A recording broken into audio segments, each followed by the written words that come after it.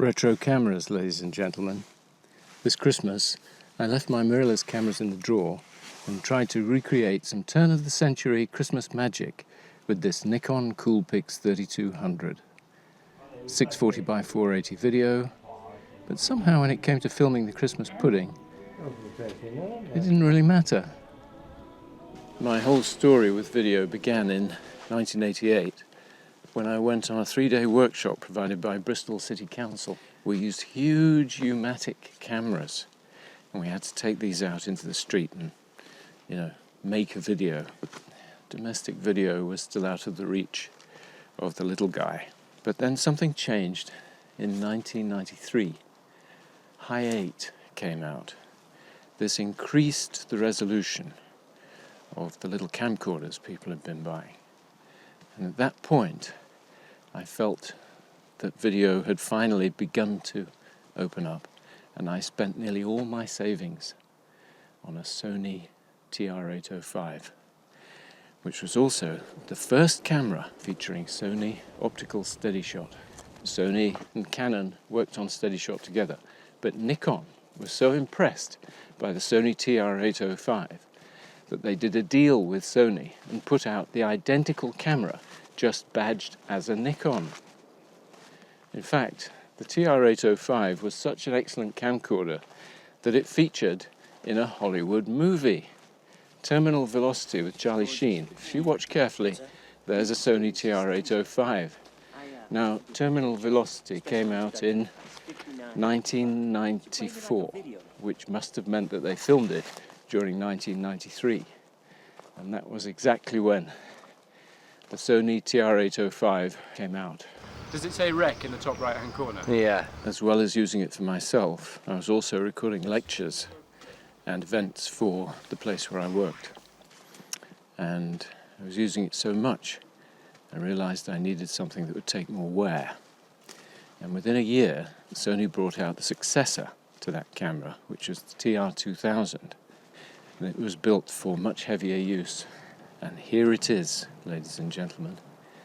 It still works all these years later. How many? More than 30 years later. And that taught me a lesson. Reliability breeds brand loyalty.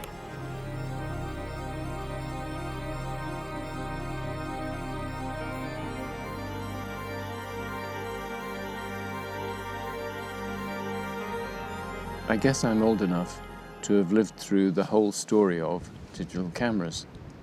The first one I got was a joke, but eventually, in 2004, I bought a digital camera, and that was the first in a series of Casio Exilin point-and-shoot cameras that I really enjoyed, and I used them hard.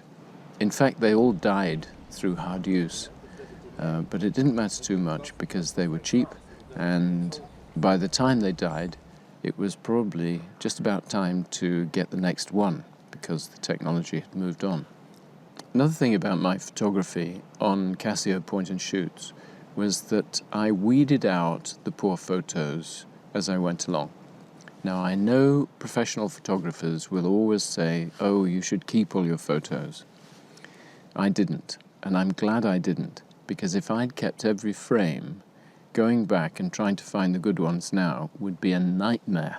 Actually, these pictures should have been better because I was so measly and paranoid about storage space in those days that I begrudged every megabyte. So I set the camera resolution to a lower level. Of course, the light did have to be just right because they were not good in low light. But their virtue was that they were so small, you always had them with you. During that period, in the early 2000s, TV was just changing from 4:3 to 16:9, so it wasn't long before all these little cameras shot video in widescreen 720p. And that was the moment when I thought, okay, video's arrived on digital cameras, time to look for a better one, and I settled on the RX100 Mark I Sony.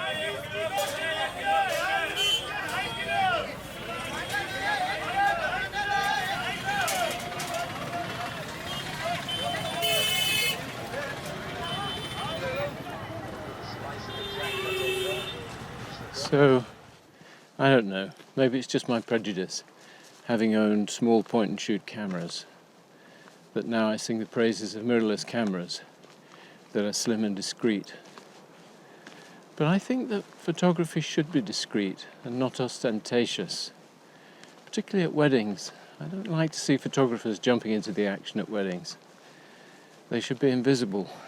When I was small, there was no video at weddings. You would have a photo shoot afterwards. There were always cameras around in our family. I remember my grandmother had a beautiful German rangefinder camera, and she used to go to the camera shop and get the man there to set all the dials.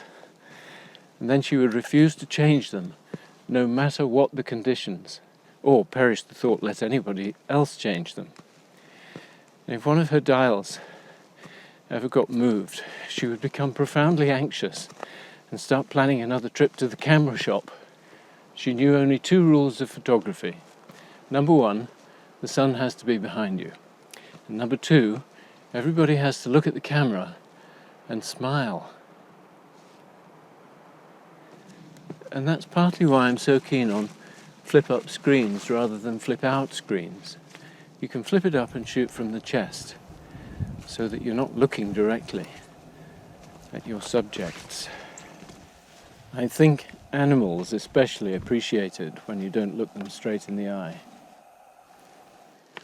And of course, professional photographers are going to lobby for features on cameras that are studio friendly, because they all operate out of studios. Side flip screens, full frame, and so on. I've never for 1 minute considered moving to full frame. I even begrudge the size of some APS-C cameras. God, how many are there now? I've lost count of how many bloody A7s there are. And then, what's the difference between the A7 IV and the A1? I still haven't worked that one out.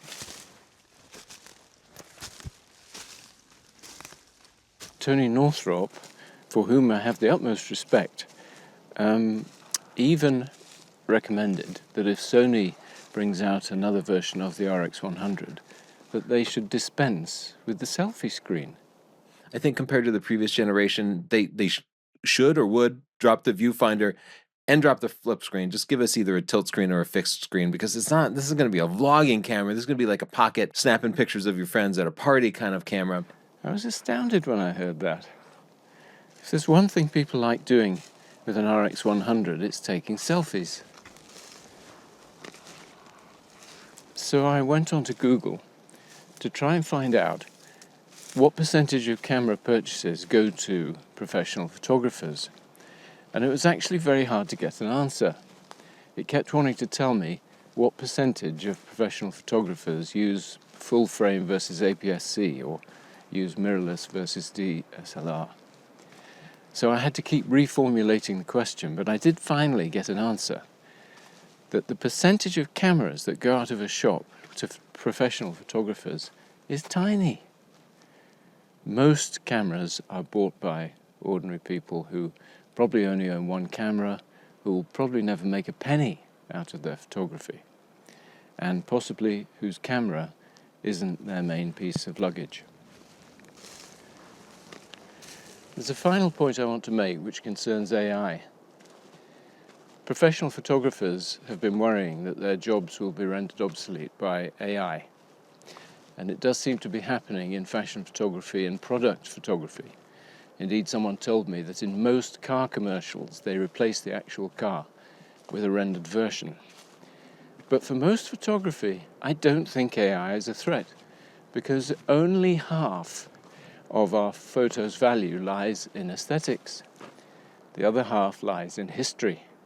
The thing about AI photographs is they might be very useful today, but they're absolutely useless tomorrow, because they don't tell us anything about what actually happened.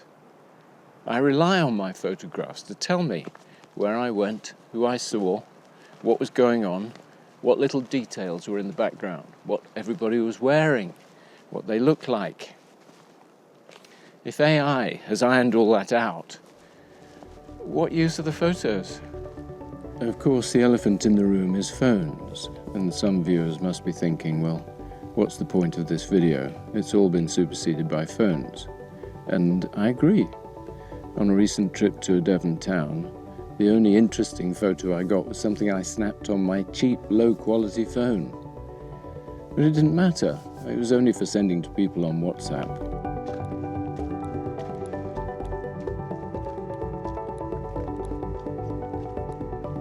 The camera is part of the picture. It's a whole interconnected, tactile, meaningful gestalt. So there you are. You came here for a camera review, and you got Goethean philosophy as an added bonus.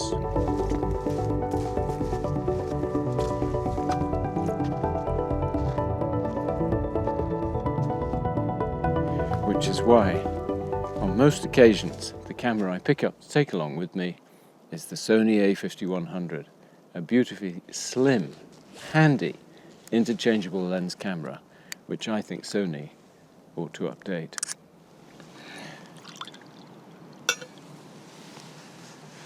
Happy New Year.